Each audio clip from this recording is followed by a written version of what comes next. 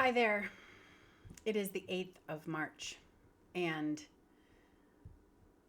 what a complicated day. What complicated astrology, what complicated geopolitics, what complicated everything. So I need to pull myself back into my own body. I feel fractured today and overwhelmed with information. And so we're going to draw the Hamsa. And it is not lost on me the irony that this is a symbol that is represented within the Muslim faith and Iran and the Jewish faith of Israel. And we are going back so far before either of those were an identified space or thought. The grandmothers that used to place this image of a hand above their doors, the grandmothers and the mothers that used to use these symbols along with the healers and the mystics and everything for protection. The hands are our vehicle for protection. When we place our hands on people, we are healing them, right? It's also another reason why we're sensitive to being touched without being asked. That's the shadow side of it. I guess I always have to see all sides. So when we draw the Hamsa today, we are drawing something that was here before any other flag or identity of this symbol was there. And we're going to draw it in honor of, sorry, you just disappeared, in honor of the healing act that we are delivering for the world. Okay, so I'm going to add my document camera. There we go. And, oh, well, that's a different way than it normally is, but I guess that's okay. So you just need a piece of paper, and I use Sharpies, and I also love the Micron pens. Oh, I don't know where you are now. Micron pens. Any felt tip pen will work. Anything at all. And first, I'm going to start with a pencil because I'm not a great sketcher. I'm practicing my sketching faculty. So we're going to draw 3 bumps in the middle. So there's the middle finger. In traditional Hamsas, there isn't a huge amount of difference between these 3 fingers. Obviously, I don't want those so square, so I'm going to round them out. And then we're going to draw a little whoop,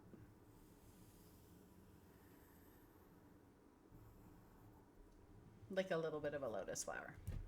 You guys can see that. There we go. Is it focusing? Okay. I'm going to make this one a little bit skinnier. I'm going to erase the parts that I don't want. Okay. For those of you who may not know what a Hamsa is, I should pause the video and go find my actual Hamsa that I have here. It's the image of a hand, and there's an eyeball in the center. So we're going to go ahead and we'll draw that eyeball.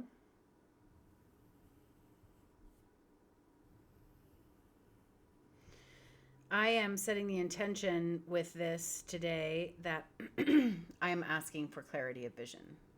That which needs my help, that which needs my support, that which needs me to know, because there's so much information out there that if we attempted to get a big vision of everything that was out there, it would quickly flood us. And I can already feel my nervous system kind of reaching that point of no return. For those of you who don't know, my son left his super cushy college at Montana State University and joined the Air Force. And had he had his way, he would be in the Special Forces right now. Thankfully, he flunked out at the last minute because he didn't deal with sleep deprivation very well. So he is safe right now in Germany. And that's complicated because I am so grateful. I say a prayer like every 10 minutes. I'm so grateful that he's safe. And there's a huge guilt that comes with that too, because I am now a part of the military family. And there are people whose children are not. There are people whose children are not. So we're going to draw this together. And I promise I won't cry through the whole thing. So we are going to draw the Hamsa here. The Hamsa is a symbol of protection. You'll notice I switched to my pen because this is good enough.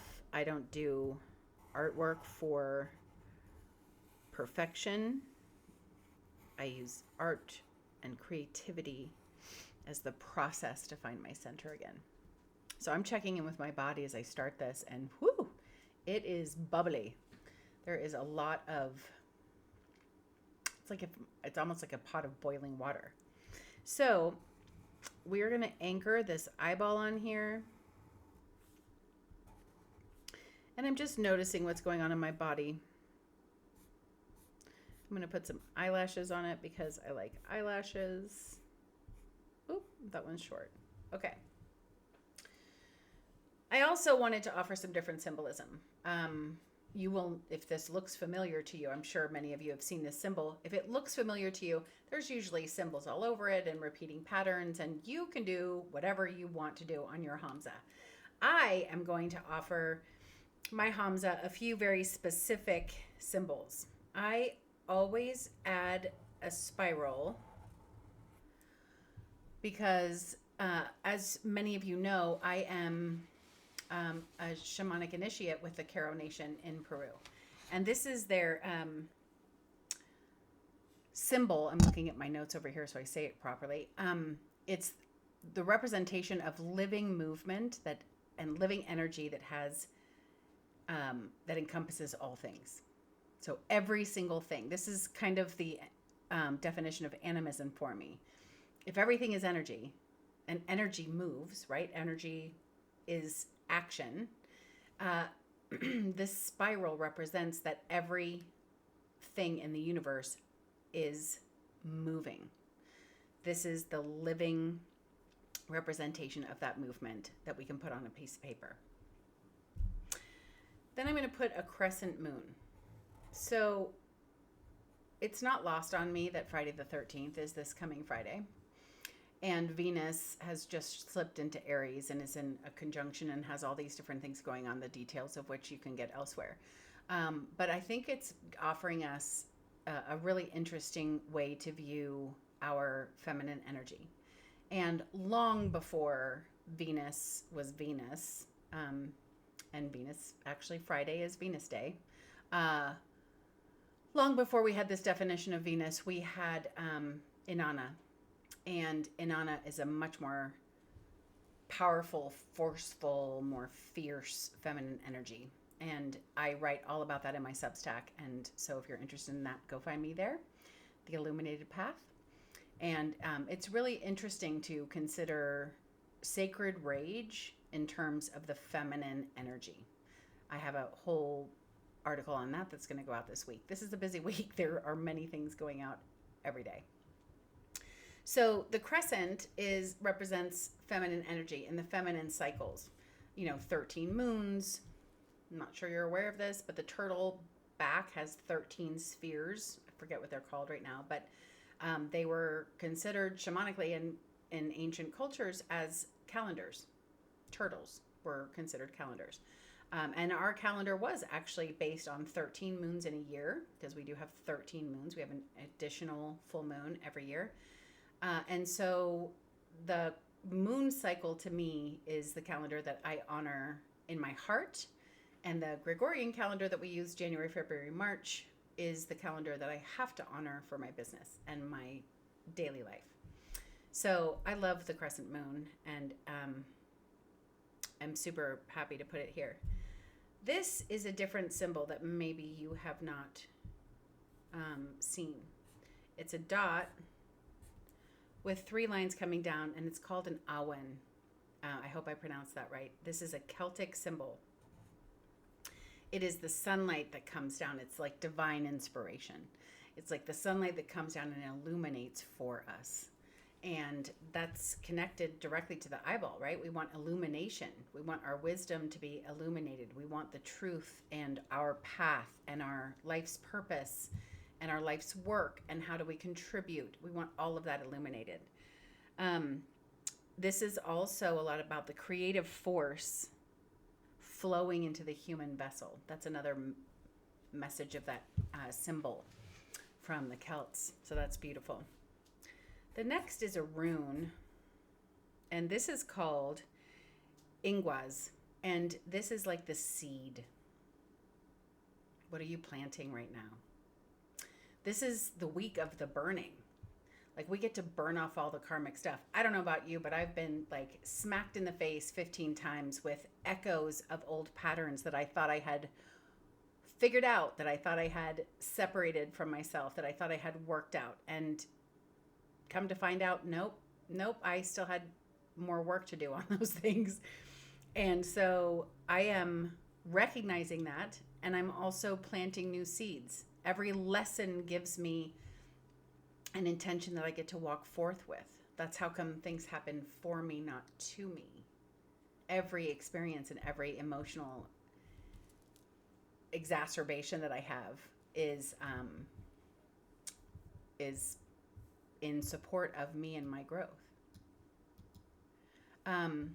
Okay, and then the last one is the triskeleton, which is 3 circles. We could get super picky about this, particularly with a big fat pen, but we're not going to. The triskeleton, it's 3 circles that intersect, and it represents land, sea, and sky, past, present, and future. It represents everything in our lives.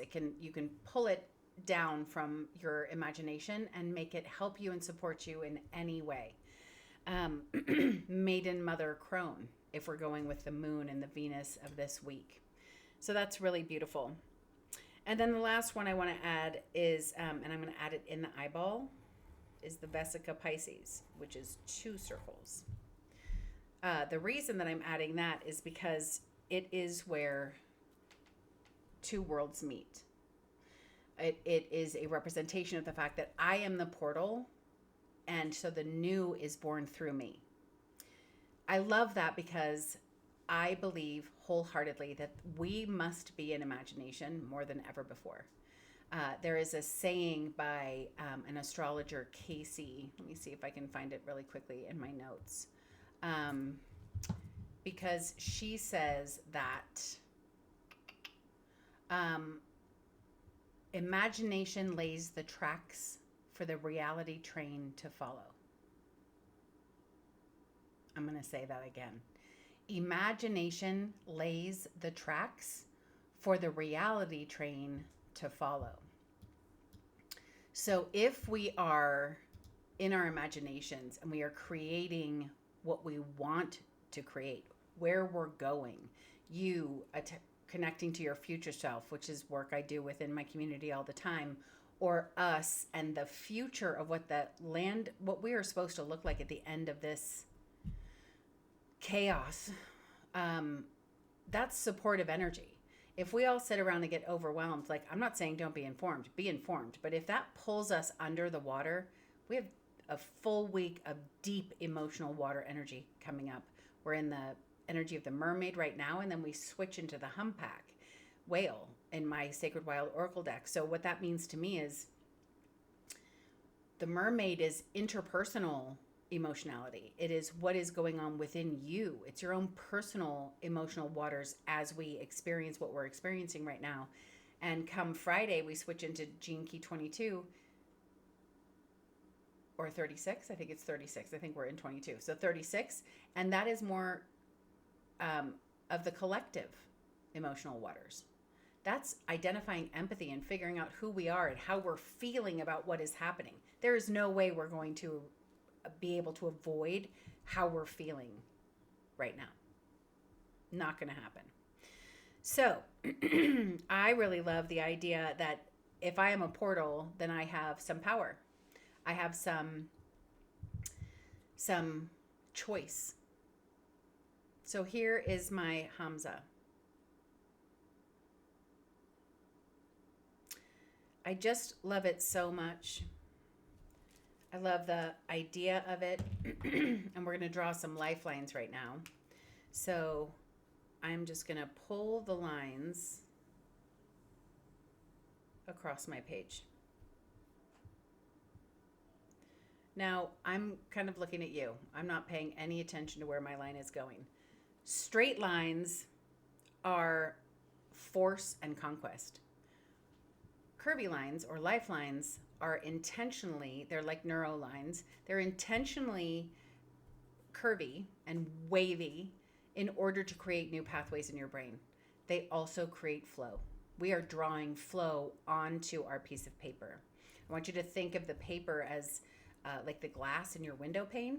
And so we're looking out the window, and what we're drawing is just outside the window. And it continues on either side of the walls behind the window where you can't see. You know that tree continues, right? That's where these lines are going.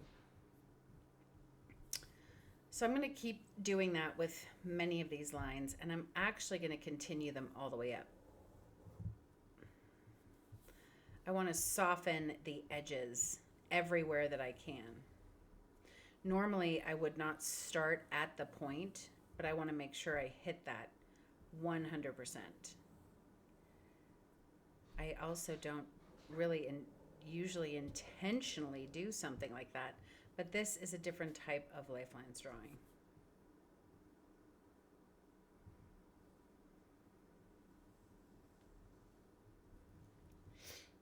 Okay, I have 1, 2, 3, 4, 5, 6, 7, 8, 9. I have 9 lines, so I have an odd number. I always leave the big lines that I do at an odd number, and I'll tell you why. There are some ancient cultures and traditions that actually think that odd numbers are stronger, better numbers because it allows for your higher self or source or God or whatever word you use to anchor into some wisdom outside of your own experience and this echo chamber that you live in, and that they get to finish that line for you. And I love that possibility. That fills me with so much relief, actually. Relief. So I'm going to pull that up. You'll notice that I switched thicknesses of pens. My micron is a 0.8, and I use the fat Sharpies. I sometimes play around with multiple different thicknesses of pens, and I play with color, and we're not going to get there today, but if this way of drawing speaks to you, please let me know, because if you join Lifeline Soul Circles, it is my intention to draw a lot more this year. Okay, so now we're going to do the rounding the corners bit. If you know, you know. If you don't know, this is what we're going to do. Every single place where 2 lines cross, you have to round the corners. And I want to show you that you have literally drawn in, look at that. That is the pointy tip of an arrow. So is that. See it? Doot, doot. Here's another one. And right there.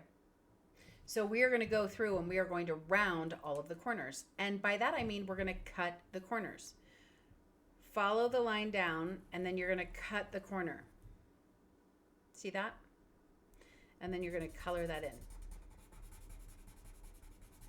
This is actually the action that calms down your nervous system. This process has been studied in many other countries. We don't allow studies like that in this country, but it has been studied, and we go into theta. We go into a calmer mindset.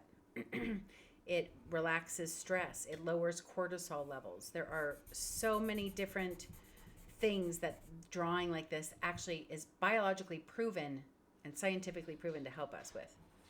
So we're going to do this to all 4 of these, and you'll notice it kind of looks like a dream catcher, or like the eye thing. I don't have many words. So we're going to do that to all of these places where the lines have crossed over.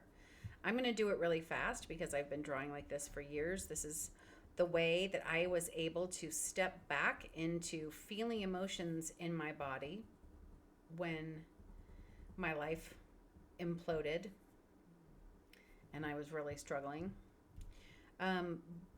Because there were a lot of things that I couldn't look directly at. I couldn't look directly at shame. I couldn't look directly at worry. I couldn't look directly at responsibility.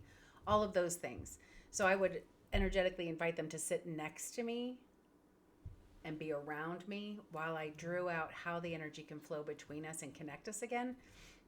And I could literally draw in the release of some of those emotions. And it was magical. So here, I'm just going to keep going.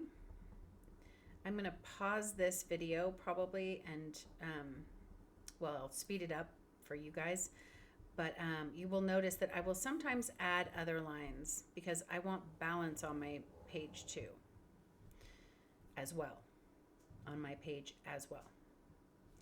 And I'm realizing that I kind of want something to go up like this.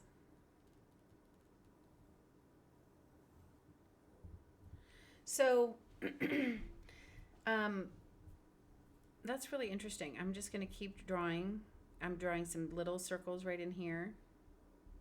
Circles represent resources. Anything. You don't have to know what the resource is that you need. You don't need to put specifics in. Sometimes I actually recommend we don't, because what is possible is so much grander than what we typically imagine for ourselves.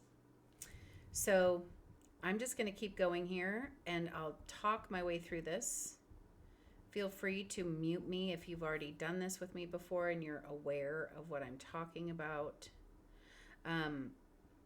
But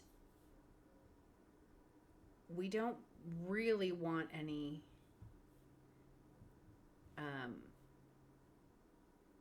points. So even on this seed image, I'm anchoring those onto the finger.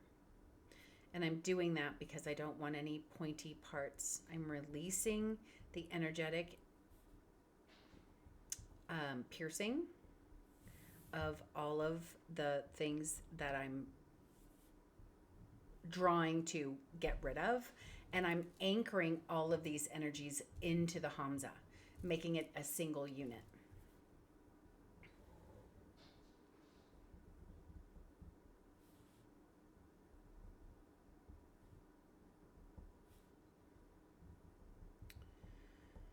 Even the moon, I just anchored her in. And some people, when they round the corners, they do really big, exaggerated roundings. They take a lot of the room on the page. Totally fine. You can't do this wrong. The only rule is when you draw all of these activated arrows onto your page, you want to round them before you get up. You don't want to get up and leave all this activation, all of these piercings on the page. That would not be calming. And so if I have to get up before I've finished, I just place a crystal or even my pen intentionally on it, and I say, I will come back. Intention is half the battle, right? We are literally drawing onto our page the intention of release. So I am drawing on here, anchoring in the eyeball. I think I'm going to do something with the eyelashes. You don't have to, but I think I'm going to. And this is one of the reasons why I use pens of different thicknesses. I feel like the power of the eyelashes, the distinction, the energy of them will not be diminished if I anchor them into the drawing. And that's supported by the pen thickness, right? And we'll keep it looking somewhat different, somewhat separate.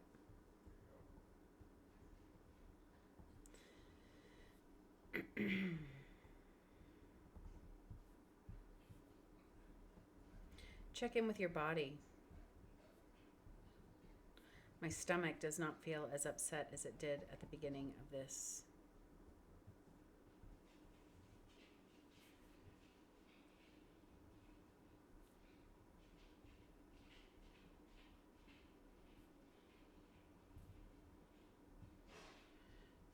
I like to fill in these smaller little sections with smaller circles.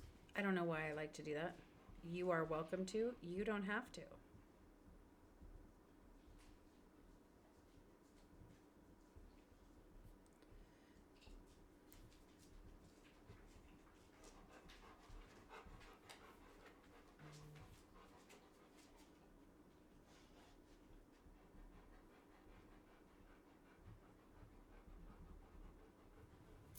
You can see how this is anchoring in and becoming such a more interesting drawing than we were than when we started. One of the things I like doing with my lines is if my brain says, oh, go left, I will intentionally go right. Obviously, I didn't do that when I was trying to create more balance. But now that this is coming together, I think you can see I'm going to pull another line up here. Why? Because it needed more balance over here. See how many more lines there are over here? I need to counteract that a little bit here. Balance it out. And remember, this is yours. This is not for anybody else. You get to decide what this looks like. You're doing this so that it's pleasing to you, not to me, not to anybody else who's just wandering in and looking at your work. And you can leave this in your journal. You can throw it away when you're finished. Or you can act kind of like I do and hoard them all and just leave them in a box. I have hundreds and hundreds of drawings like this. Okay, so I wish that we were live because I would love to answer some questions. That's my next job. I have to learn how to go live and also have this document camera so I can draw. If you're here, I would love to hear from you. I have been thinking about doing tarot pulls, and we can draw those cards. I can just decide on a symbol, and we can do that. Does anybody else have any suggestions? What can I do? How would this support you? That's a big idea that I have. It's why we're doing this. So, as we're finishing up here, I also just want to say that you can add circles all around it as well. And I think that's what this is missing. So I want to add some. I don't know what resources the world needs in order to find more peace right now. I don't know what I need. I don't know what the world needs. I don't know what the divine feminine needs. But I can feel that sacred rage alchemizing and burning away the old stories and getting me ready for action. For those of you who don't know, if you've not heard of the Great Mother March, we are walking from Asheville, North Carolina to Washington, D.C. We leave Asheville on the 22nd of March, and we arrive in D.C. on the 22nd of April. The 22nd of March is the spring solstice. The 22nd of April is Earth Day. And that was a, quote, accident. I don't really believe in accidents or coincidences, but there you go. And we have been contacted by Earth Day. National Earth Day campaign will be welcoming us and allowing us to celebrate with them upon our arrival in Washington, D.C. So that is really exciting. And I'm really excited about doing it because it actually scares me half to death. I tend to act like a turtle when I'm scared or when I'm nervous or when I am unsure. I withdraw right into my turtle shell. And that's what I used to do. I am choosing this week to forge a new path and decide a new pattern. And that pattern includes doing things when I'm fucking scared anyway. And stepping into community has not always been a representation of where I feel safest. Relationships can be hard. I have had a lot of explosive rage and betrayal and whatnot in my life. And so when I'm feeling a little bit uncomfortable, I withdraw. That's where I feel most safe. I think that the most important thing we can do right now is get in touch with our imagination and go express in community. And that's kind of a double-edged sword for me. That feels a little bit scary. And yet I think I'm just going to bring my turtle with me, right? Turtles travel. I can bring my home with me. And when I need to take a minute to be by myself, I can do that. I can still take care of myself even when I am in community. So I'm thrilled to have been supporting my friend and mentor, Whitney Freya. God, I think it's been 1.5 years that we've been talking about this. And it's been really magnificent to find and contact all of we found a place to camp or to set up our tents and whatnot each night on the trail. And what's been so inspiring is that people say yes. We've spoken with churches, we've spoken with communities, we've spoken with campgrounds, we've spoken with hotels when there isn't a campground along the road. We're walking up the Appalachian Trail. It's such an old part of our country and the oldest mountains in the United States. And the answer has been yes. Yes and yes and yes. And I had the privilege of speaking to a pastor who is in a town where we're staying, and we're staying in the community center that is owned and represents 11 of the churches from around the area.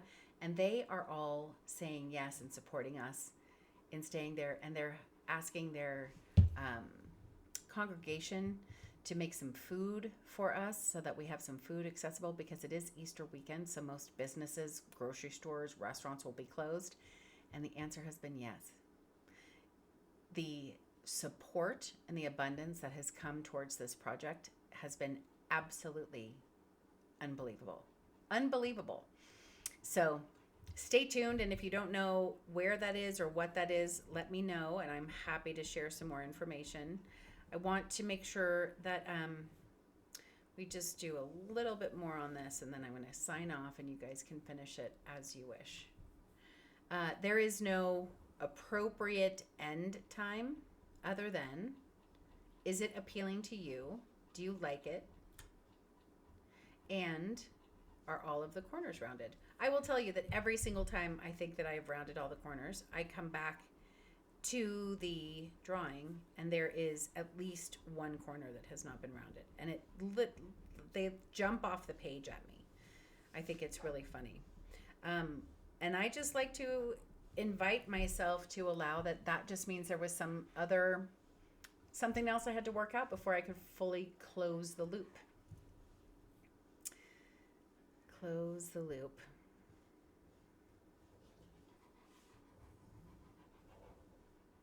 I'm noticing that there are other Vesica Piscis popping up on my page now. I love symbols. Sometimes they allow me to borrow their strength. I hope this practice has allowed you to borrow some calm. I'd like to invite you to check in with your body right now. See how you're feeling. See, are the butterflies lower? Are your shoulders down? I can tell that I'm speaking more slowly, which is what often happens to me. I'd love to hear in the comments what else you notice about yourself as you're doing this practice. How it supported you.